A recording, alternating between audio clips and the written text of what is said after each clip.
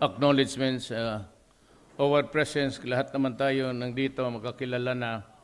And, I was for the longest time mayor of Davao City, a good 23 years. Kaya naiilang ako pag magtindig-tindig kayo even doon sa National Security Council.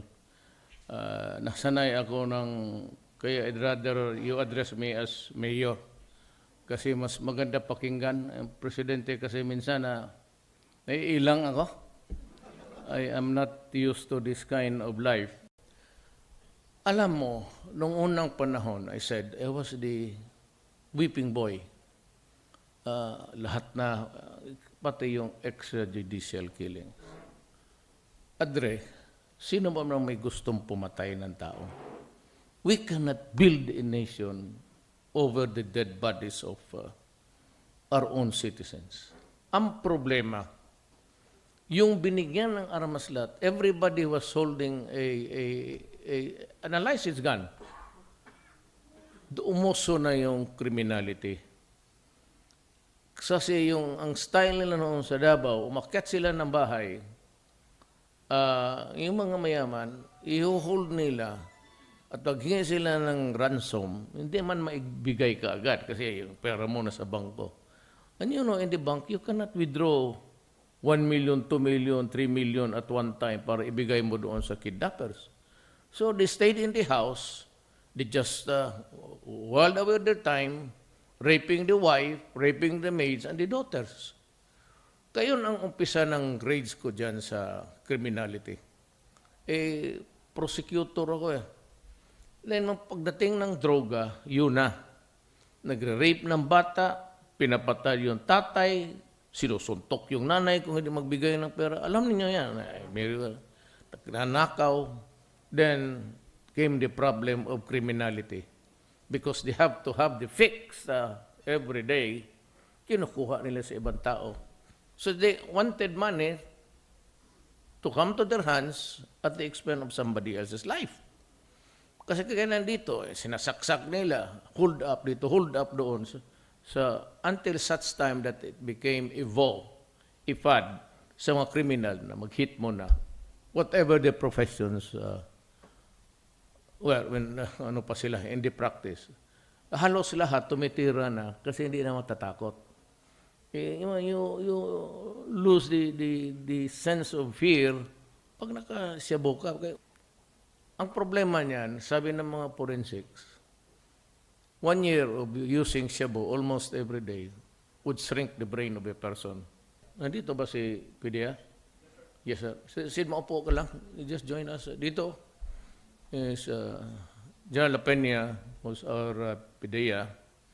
He was my chief of police many years ago. He earned his spurs in Davao while I was also working as a special counsel. Mga junior officers lang ito sila. He costed along to be my chief of police and RD. Together with si Delphine Lorenzana, the Secretary of Defense, he was assigned there. He brought in the second ranger, scout rangers sa Davao, martial lawyers. So yun, I was appalled by the misery and agony. Sabi ng PIDEA 2 years ago, that there are 3 million addicts in this country. So that's why we have this serious problem.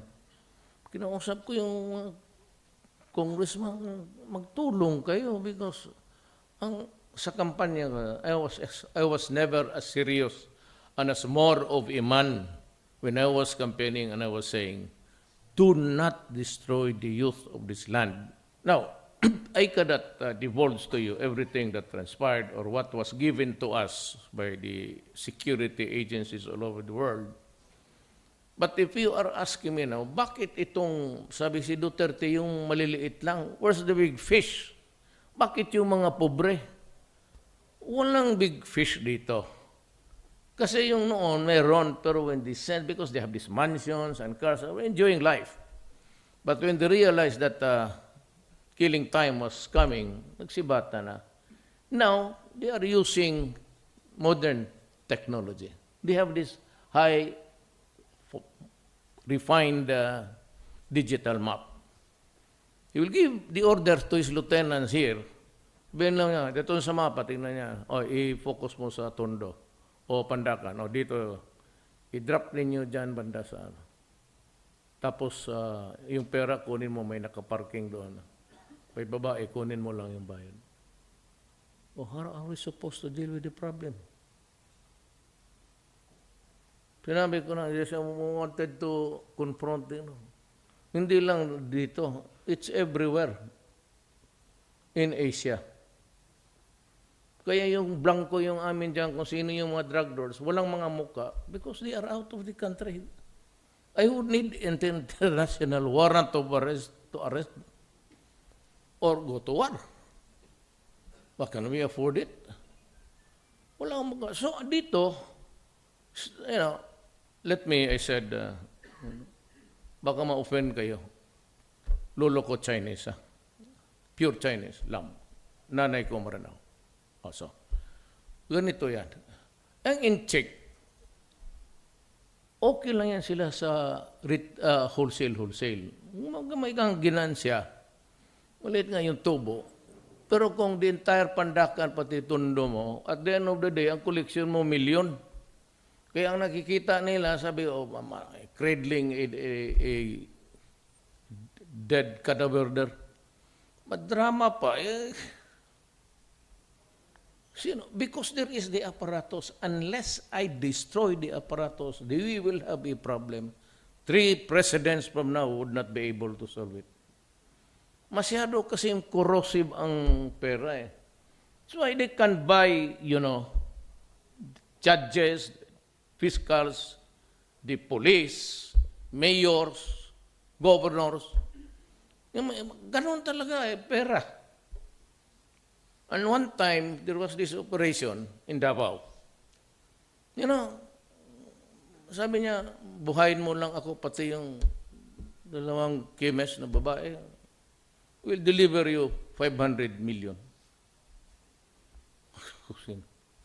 Kung ikaw, police ka lang, ang sweldo mo, baski na prosecutor, baski na judge, bigyan ka ng 200 million for the case, o 50 million. Talagang babagsak yan. Alam mo, sinasabi ko na sa inyo, wala na ako sa politika. I cannot hanker for more presidente na ako. But in this fight, I will stake my honor, my life in the presidency. So, impeach. Sige, impeach. At least libre na ako. O di, sige, na-impeach ako. Di, alis na ako. Ganon. Wala pa na akong problema dyan. Wala akong ilusyon dito. In the first place, ayaw ko nga tumakbo eh. Kaya sabi ko, na-disgrasya, nandito ako, may malaki ang problema ko. Tulungan ninyo ako. Kaya ako sabi ko talaga, magprangga ako. Hindi ako dyan sa, tatapusin ko ito, tatapusin ko. Ako ang inabot eh, kayo eh. Yan ang mahirap. It's not a problem, it's a drug problem, it's a drug crisis. 170,000 surrenderies.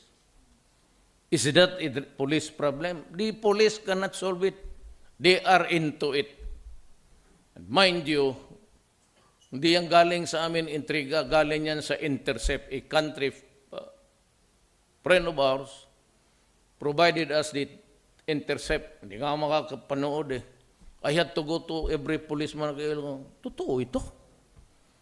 Kasi, pinaaral ka dyan sa PMA, gastos ng gobyerno, 4 years. Pagka-opisyal mo, bigyan ka ng rango, career, and honorable name.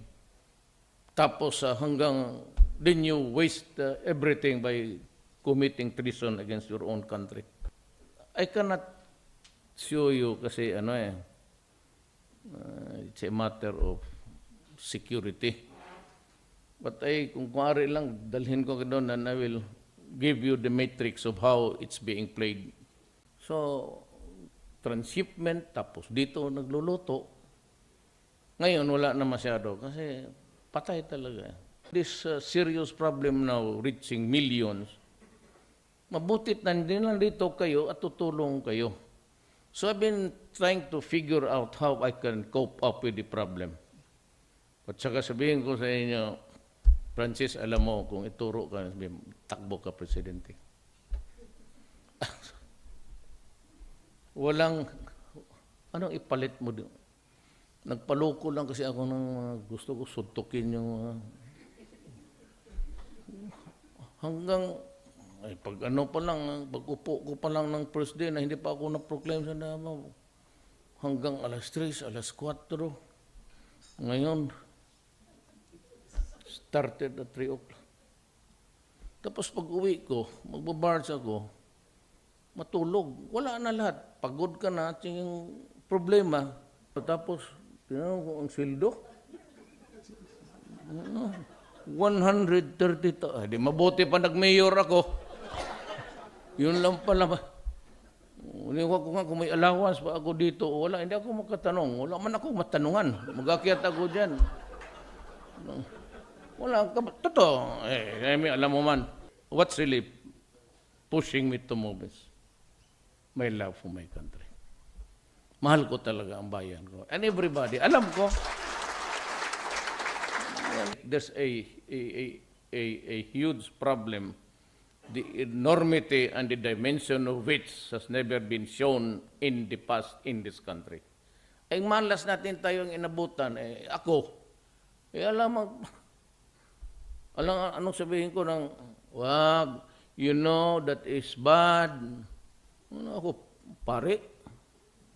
Because in this country, alam niyo yan, kasi kayo mga abogado, nawala na yung essence of fear to violate a law. Kasi nabibili na eh. With the short corrosive effect of money, kayang bilihin sad to say hanggang sa itaas. So, hindi matapos ang problema eh. May protector, sila mismo ang nagluluto. Ngayon, hindi na kasi alam ng mga big time, talagang yayariin sila. So nagsibatan, but the problem is with the state of technology now, they can use, ganun, that easy. So magtanong kayo, baski kami dito sa aming matrix, blanco ang mga pangalan, ay ang muka. Ang pangalan nandyan, I don't know if it's really the using the real name. Mahirap ang labanan na to. Kaya timely talagang punta kayo dito because I knew or I know that there is not so much space. Kaya sabi ko sa military, the armed forces, to open up their camps. Kasi yung military naman ang malalaking reservation. Open up your camps and I will set there something. Parang barrack style na yung recalcitrant or those guys na ayaw talagang magpakulong o hindi na, it's no longer of service to humanity because they are. Padala na lang natin doon. We have just to control their flow of movement. Ang sakit kasi, even the brightest of our children are into drugs. Binibiktima na. What I lost there is, I said, the sense of accountability.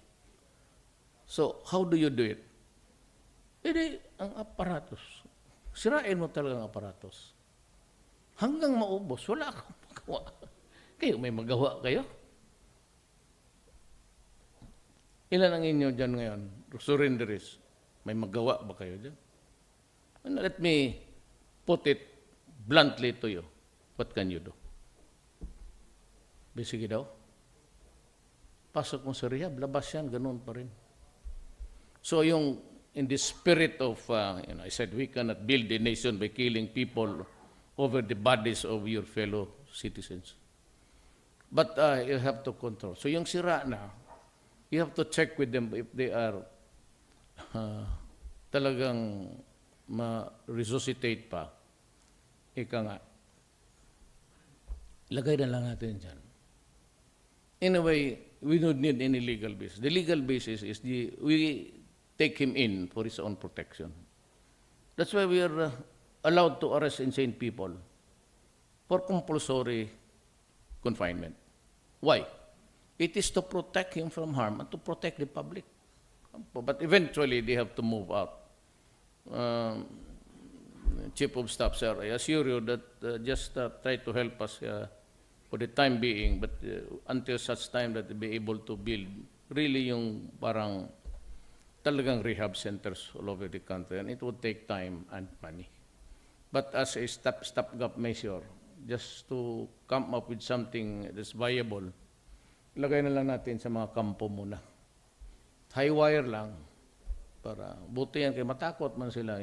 For the meantime na mag-rehab. So we have to spend so much about doctors. I know that because my rehab facility ako sa Davao. It's a 50 bed capacity. Nilagay ko yan kay sabi nila, pinapatay ko raw yung mga bata. Kaya maniwala. Baski ginusto ko, even if I'm given that right, Ghost Cut, hindi ko kaya magpatay ng bata, pati babae. In the meantime, na wala tayong space. Kasi pagka umaga, they have to, exercise, and that's part of the rehab. But ang nakita ko, ang Senator Soto had a good brief for itong rehabilitation. Pero nakita ko, ang yung dumikit talaga, ang based on faith. Yung sumasali sa karamihan nakita ko sa Davao, okay. Born again na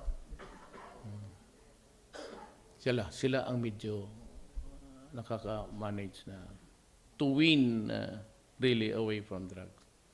Yung iba, wala. Yung mga technical, turuan sila, wala. So, yan ang problema ko. I say so much, but I said, I have to destroy the apparatus.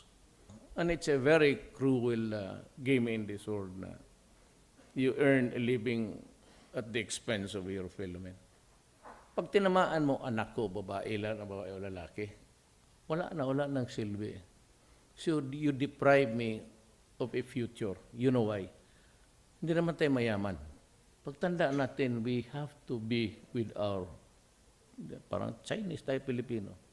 Sila na yung magbibili ng medisina, sila na yung magpakain sa iyo. Wala na tayong silbi sa mundo. And you place in jeopardy my very own existence. Baka patayin ako ng anak ko or you deprive me of a future life. Kasi ikaw dyan, karamihan yan, makikita ko. Kaya isa dyan, magtayo kayo ng home for the aged. Ako may home for the aged ako. Gasto ko 33 million. Comfortable life sila. Marami tapos. Lahat. Ayaw ko lang yung magsugal. That all, may TV, everything, but ayaw ko yung baski yung bara-baraha. Ayaw ko, kasi magpustahan yung mga, wala rin ibang, pero, kawawa tayo maalanganin. Magpunta tayo ng home for the aged. Babiyahe pa ako ng Tarlac kasi hindi ako kilala Davao. Kawawa ang may Rudy. Nandiyan lang sa,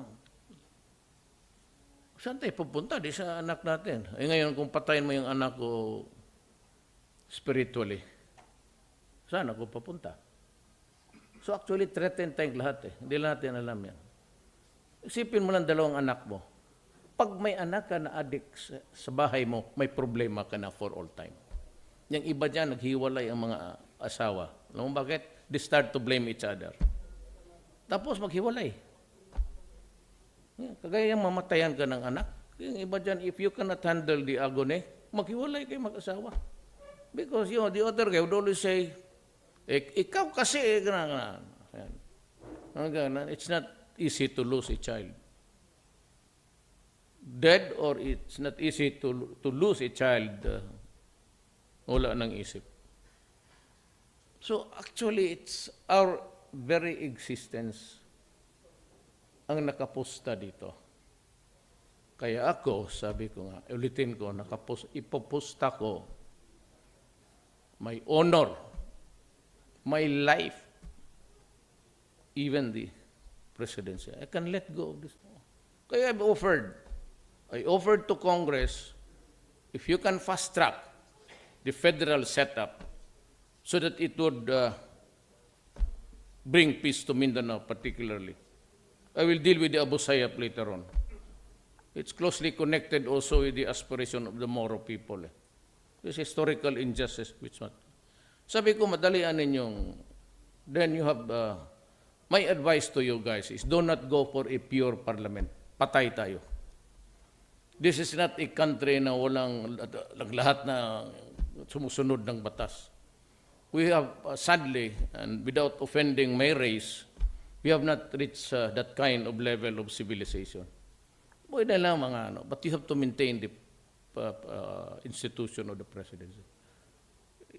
My advice is copy the French setup. You have to have, because ang Pilipino, gusto talaga niya magboto ng presidente yan. Hindi mo kunin sa kanila yan eh. So wala naman sila. Tignan mo ang importante sa election. You'd really see, except ikaw mismo ang mayor, yung mga senador, pati iba, wala na, they lost their significance, di ba? Minsan magsabi, bahala na kung sino, ayaw mo buto, di wag. We take for granted that they will choose their own. Hindi natin dinidikdik yan pagka ito si senador, wala na yan. Pero ikaw, presidente, pati mayor, yan ang ginasigurado mo. Yung konsehal, pwede nang matalo yan, pwedeng manalo. Depende sa swerte niya sa buhay. Ganon yan. So, maintain if they can shorten the proceedings, you have a constitution that's federal in 3 or 2 years, then you have to elect a president. Of course, that would automatically, legally, hindi na pwede. So, I will offer to resign. 2 years, if you have the federal setup, I will resign as president. 3 years, sibat ako. 4 years, ay salamat. It would really be pa ako nagtatrabaho ako, do not feel shortchanged. My will to work is there. But if you ask me if I'm happy, I am not. It's a lonely. Pag uwi ko doon, trabaho. Patos gigisingin. Sir, gising na sir kasi stress. Minsan when my father died and there was a temporary interruption, there were times naglalakad ako. At umiiyak ako, pero sekreto lang. Then I knew that it's the life. Ganun talaga ang buhay. But again, it's getting late. I would like to repeat my song. Mahirap talaga ito, mabigat. And I would like also to thank Alan for expediting my sharing with you this moment. Kumain na kayo? No? Hurot naman, bakante na, no? Sige, kami pala, wala pa. So, but if there's anything, wala na akong politika, ha? Hindi naman ako nandyan na ako siya. I will never engage except politically maybe to have during election time. Pero kung maglapit kayo, any problem, do not be hesitant or there's no really reason for you to avoid me. Wala na ako. Tapos na ako. Believe ako totoo. Si Defense Secretary Delphine Lorenzana, pag sabi ko sa order ko na the following days, may folder na kaagad. Ganon, nandiyan kaya gusto ko military. You know, do not hesitate to use the military, the police, and all government. Pero maasahan ninyo, in terms of lahat, it's only the military and the police. Military kasi, pagpunta ka sa campus, sabi mo, saan yung CO ninyo? Wala dito. Sino yung second? Sige, kailangan ko ng without, kaya sila, in-increase ko yung sweldo. Without any hesitation. Pag sinabi mo, baski sana, mama sa pano, you go there and die. Wala. Kaya ito sila. Sabi ko, my justification is, I cannot run a country with a corrupt police. What? Puro hingi dito, hingi doon, tumatanggap ng droga, at least meron sila, dahan-dahan lang. Twice kayo. Sabi ko, campaign promise yun. Kung hindi, patay ka. Wala, mahirap. Ang starting salary entry is 14,000. Kung nandito ka sa Manila, paano pakainin yung pamilya mo? Di ganun ka. That's really, kung hindi pa magkuha ang dimensions ng problema, wala talaga. Simple lang. I will help you. Kasi do not, wag mong haluan yung utak mo ng politika. Ako at tao, pag nag-shake hands sa akin, o nagsabi, Adre, surrender ako, talo na o tumba na, okay na ako.